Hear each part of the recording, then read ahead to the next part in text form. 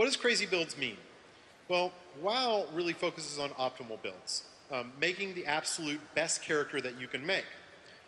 But Diablo has no guild to answer to, no raids, and no roles to perfect. And these are important facts to kind of realize about Diablo because it changes the nature of how you play the Diablo game. For us, Diablo's co-op is optional. It's something for fun. And our point here is that when people talk to us, they talk to us all the time and they'll say, I did the math, and it seems like if you take this ability with a two-hander, that's like the best combination. If you ever take that ability, you're always going to take a two-hander forever. And we say, well, yeah, probably, but if you take this other ability, you'll dual wield, and that's okay. Both builds are viable. And so a lot of the times people will talk to us about optimal builds, and we'll turn around and say, yeah, there might be some optimal builds, but we're really interested in all the viable builds that are out there. So here's an example. People ask all the time, can you make a petless witch doctor? And absolutely you can make a petless witch doctor. Here's a petless witch doctor. I think this is hell difficulty, like late. Essentially, Witch Doctor uses a series of high defense attributes as well as Grasp of the Dead and Spirit Walk. These are really defensive abilities to be able to make a build that just doesn't need to use pets.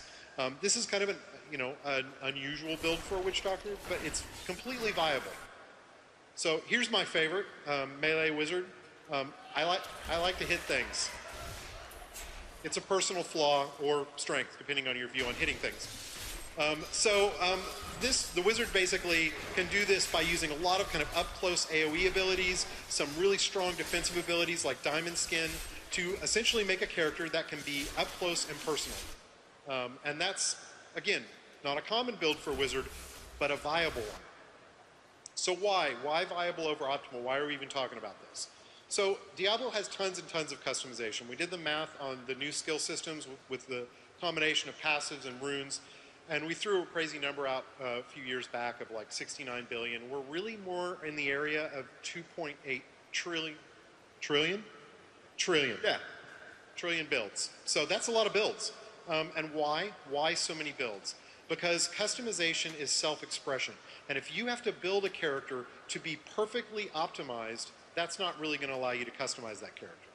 So our job is to make sure that, while there might be some best builds, there's tons and tons of viable ones. It's totally okay for there to be best builds. It's totally okay for someone to go, you know what, I made this barbarian and he's got like 0.5% more damage than any other build you can possibly make. And you know what, there's nothing wrong with that.